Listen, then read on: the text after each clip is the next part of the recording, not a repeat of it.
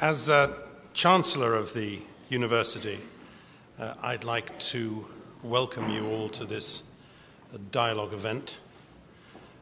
It's exactly the sort of debate which a great university should promote.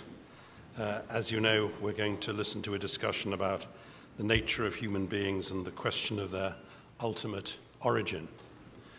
The fact that there are so many people crowding the Sheldonian, the fact that there are two other theatres in Oxford which are packed, and the fact that the proceedings are being streamed live on the web to all parts of the world does underline the importance of this event. I'm told that they're listening or going to listen to you in the middle of the night in Australia. We listen to cricket in the middle of the night. They listen to these more important matters, which just shows the difference between Australian culture and British culture. Obviously, the fact that there are so many of you here this afternoon is largely because of the eminence of our debaters, Dr. Williams, Professor Dawkins, and Sir Anthony Kenny, not only one of Oxford's great philosophers, but perhaps even more important, the former Master of Balliol. It is wonderful that both Dr. Williams and Professor Dawkins, who of course have been associated with the university as teachers and scholars over the years, have come to Oxford this afternoon, have come to the Sheldonian for this debate, so we're tremendously grateful to you. Now, there are many charming things about this theatre. As some of you who don't know already will discover, they don't include the seating. But if you think you're uncomfortable, you should try that throne up there, which is a complete nightmare. But one of the charms is, of course, the recently renovated ceiling, which shows, which has a depiction allegorically of the descent of truth on the arts and sciences, which is, of course, what we're going to experience during the course of the next hour or more. So without any further remarks, I'd like to ask Sir Anthony Kenny to chair and, I'm sure, take part in the discussion. Thank you both. Thank you all very much.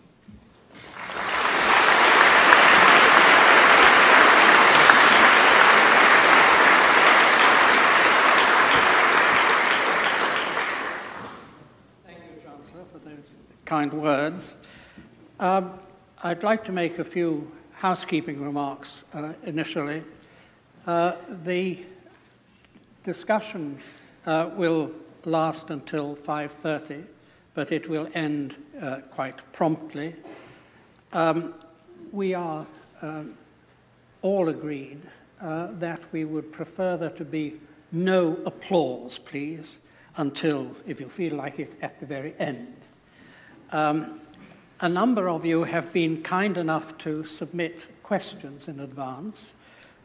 Questions have been circulated to the three of us.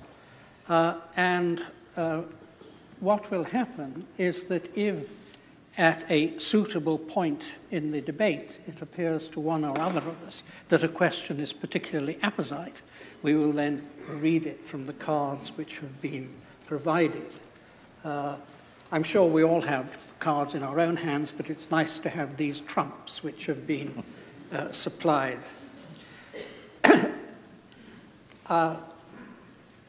We are each going to make a brief introductory statement of our position, and then the discussion will, we hope, flow freely. The topic is the nature of human beings and the question of their ultimate origins. And we're going to take this pretty substantial question in four stages. First of all, the nature of individual human beings now, of all of us. Secondly, the origin of the human species as a whole. Thirdly, the origin of life on Earth. And finally, the origin of the universe. I think that should keep us going probably until 2030. We will be, as it were, tracing our ancestry backwards.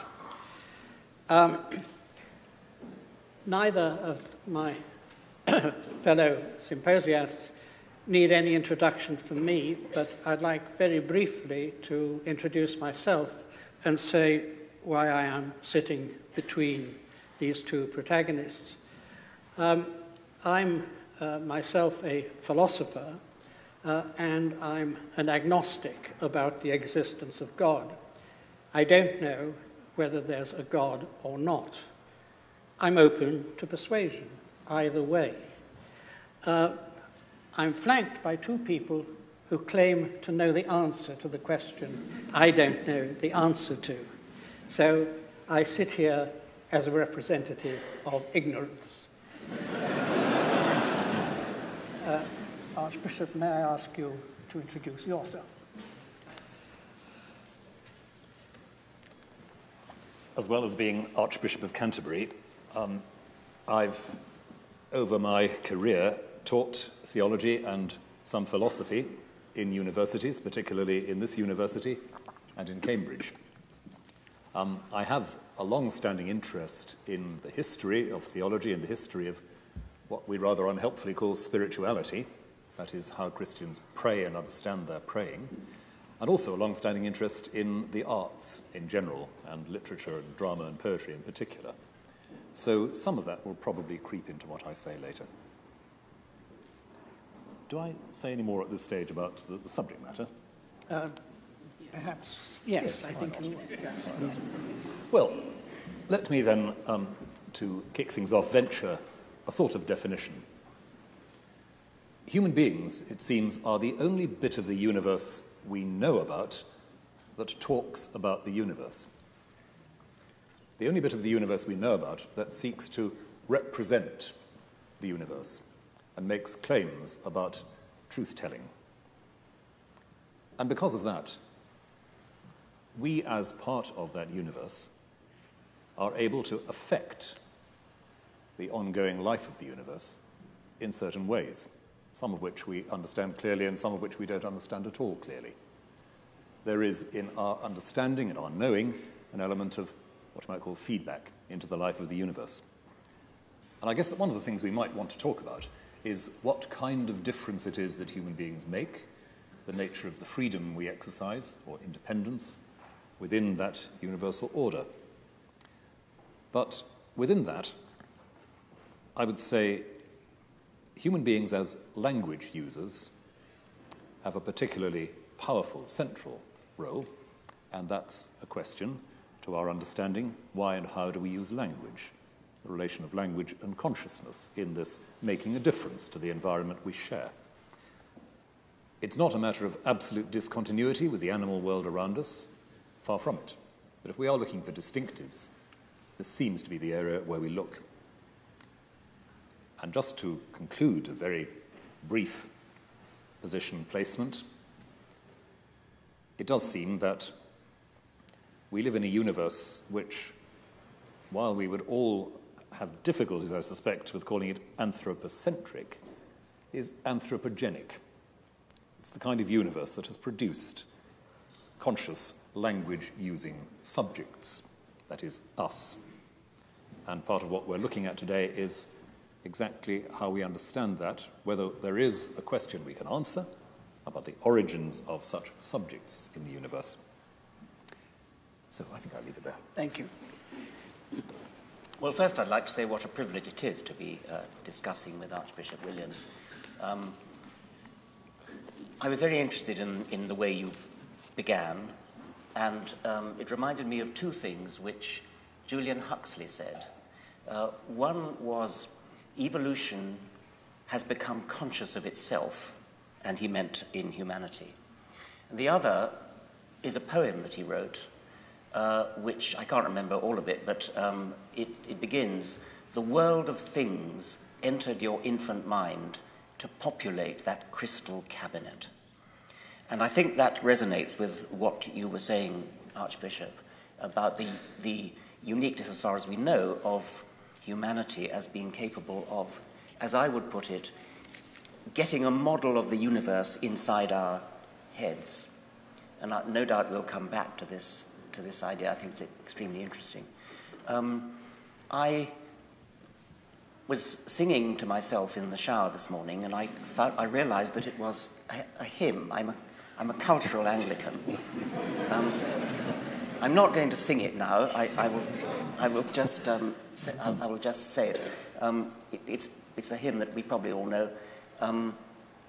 It is a thing most wonderful, almost too wonderful to be.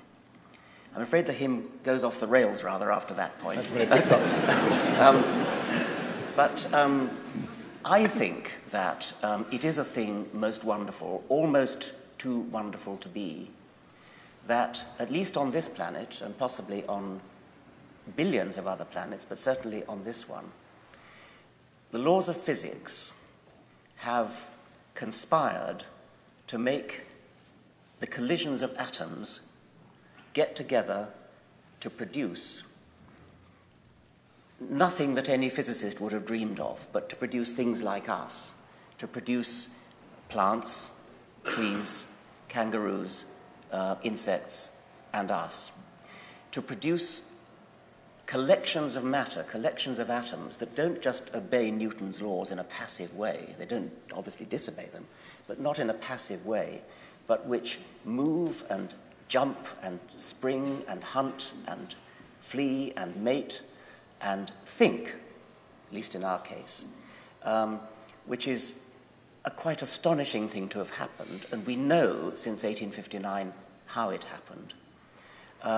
And it's almost too wonderful to believe, but we have to believe it because we now know it's true. It's almost too wonderful to believe that the laws of physics, working through this very remarkable process that Darwin called natural selection, has produced these gigantic collections of apparently purposeful beings, which look overwhelmingly as though they had been designed.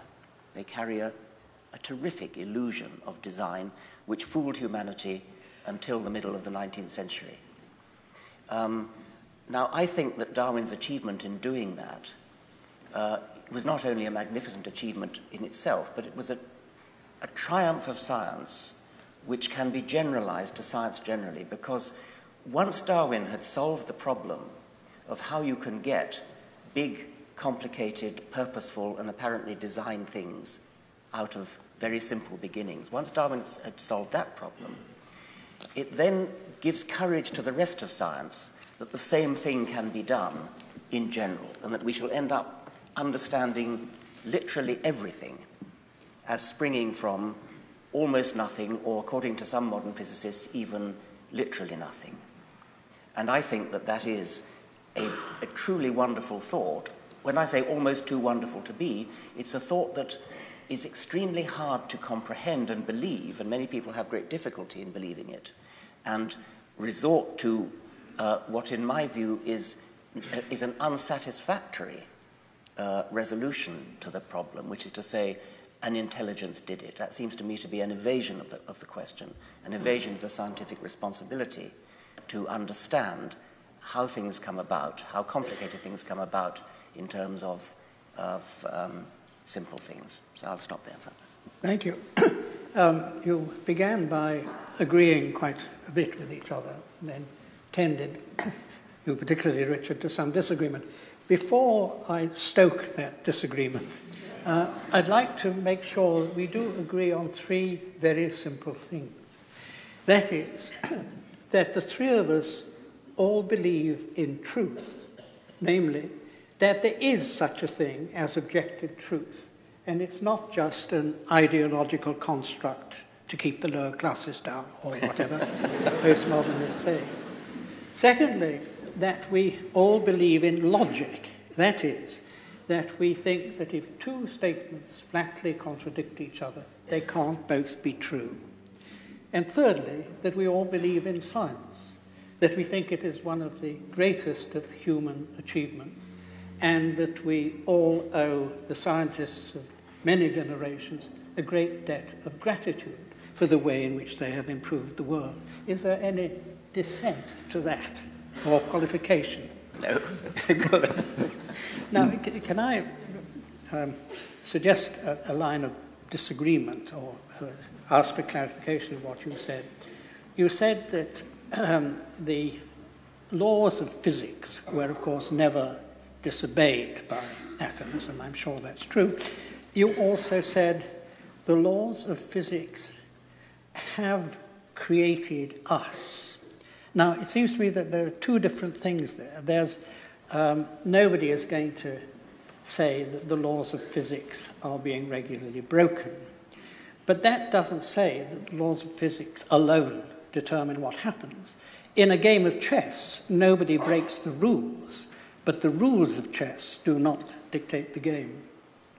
That, of course, is absolutely true, and the equivalent of the rules of chess would be natural selection, the process of random variation, random change in the genetic codes, followed by non-random natural selection. And it is the non-random process of natural selection filtering the random input from mutation, which ultimately creates living things. So the laws of physics are being obeyed all the time at the lowest level.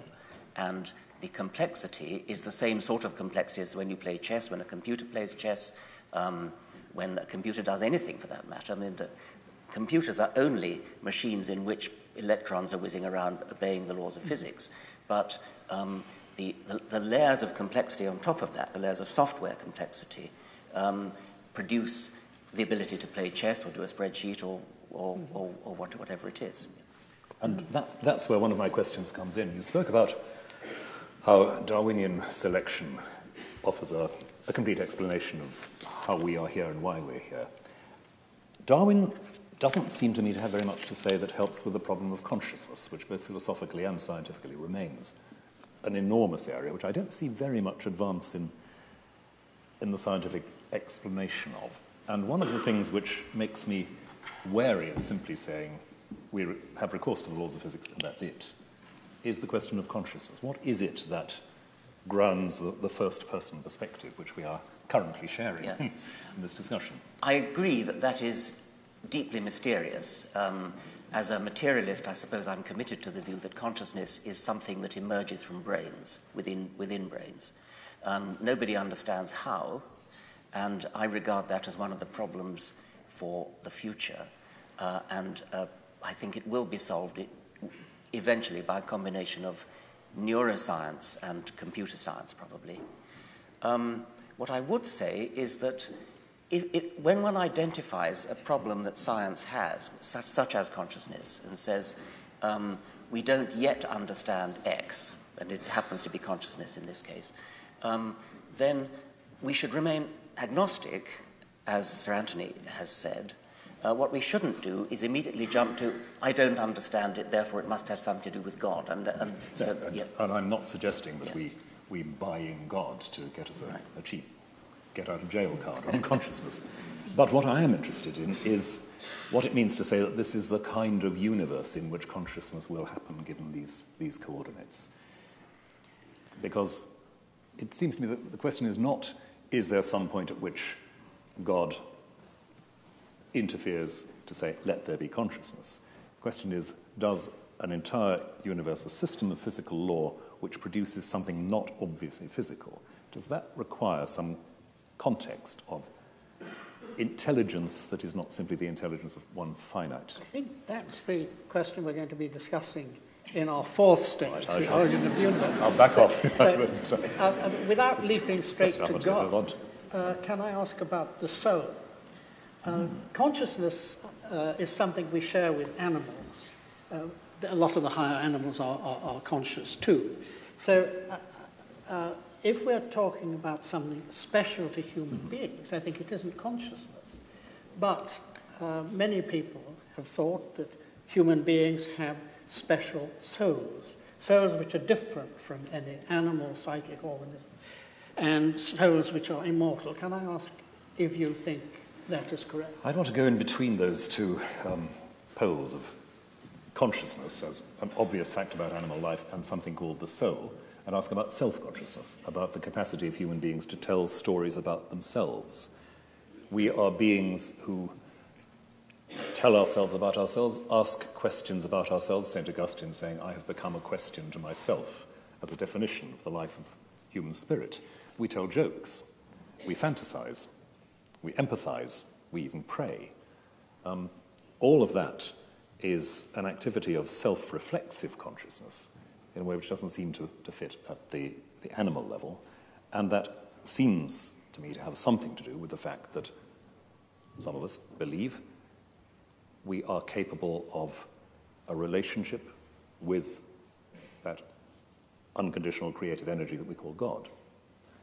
And all of those things about our self-awareness, about our self-questioning, have their home in the context of material beings who are nonetheless capable of that sort of relation. So I'm wary of talking about a soul as if it were, as in the cartoons, a rather ghostly form of the body that sort of flies away into the middle distance. And I'm happier with a tradition you'll be very familiar with, talking about the soul as the form of the body. This is how this particular kind of material being has meaning, has communicative and self-communicative capacity. And is this capacity for self-consciousness, the Aristotelian type of soul, is that created by God in each individual, or is it inherited from the individual's parents? I don't believe it's created directly by God, as if there is a list in heaven that God ticks off, sending people down in strict succession. It's something which, as several of the early Christian theologians say, emerges in the material life of people subject by subject. It's, to me, very interesting that in the 4th century you have a theologian like Gregory of Nyssa saying some quite evolutionary sounding things and saying, well, the soul doesn't come in separate. The soul is what gathers all this together when the material processes of development are complete. It's not that extra thing which has to be injected. Do you believe in a soul, Well, Richard? I think that consciousness, that phrase gathering together, is possibly quite insightful about what actually happens about consciousness in the development of a baby. And I think that there's been quite good suggestions that a baby is a sort of mixture of an assortment of different semi-individuals who gradually fuse themselves together to become what we think of as our individuality, as our conscious self. And I think there are some philosophers who feel that consciousness should be seen as a kind of illusion to bring together all the different aspects of our mind. But I thought, Archbishop, you didn't really answer what Sir Anthony was asking, because he wanted to know whether you believe the soul survives death. And you didn't actually ask me that, but I'm quite happy to come to it. I thought you did you? At the very beginning, but you're quite right, I didn't in the last night, but please answer.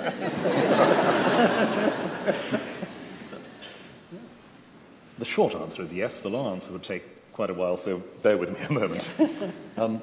What it is that we develop in self-consciousness, in relationship to others and to God, is, for myself as a Christian, something which does not simply cease on material death. What it means that it doesn't cease, what it is for that relationship with God to advance, blossom, come home, I have no idea. I have a number of images, but no idea. And the confidence that I as a Christian have about that is not the belief that there's something in me that will survive. It's a belief in the kind of God who does not terminate the relationship initiated from God's side as I develop and grow. But could I just come back very briefly on one of your phrases about consciousness as an illusion? Yes. I've come across this sort of language, and I have to say it baffles me rather. Yes. Because if consciousness is an illusion, what isn't? I mean, the concept of an illusion presupposes that there is that's correct fair enough. Yes, way that's of fair perceiving. enough. Yeah. And I find that there's a lot of that slippage going on in some of the writing in this area. Consciousness is a mistake. But to talk about mistakes, we have to have a framework in which it makes sense to distinguish between a mistake and a correct observation. Consciousness is an illusion, but we need, therefore, a distinction between illusion and correct perception, or even, well, I could go on, but you see the point. Yes. And to say that consciousness is something emerging to resolve the problems, if you like, of a discrete ETE perception is not quite the same as saying it's an illusion, or to say with Daniel Dennett that there is no evidence for consciousness. I scratch my head profoundly over that one.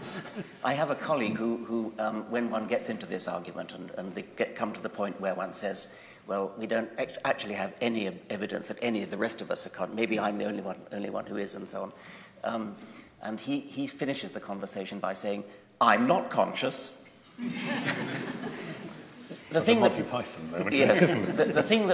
really baffles me about consciousness is that I can kind of see that one could program a computer to behave exactly as though it were conscious, to pass the Turing test and actually fool people into thinking that it was conscious. But I still have trouble believing it actually would be, and yet I think I have to be committed to the view that it would be.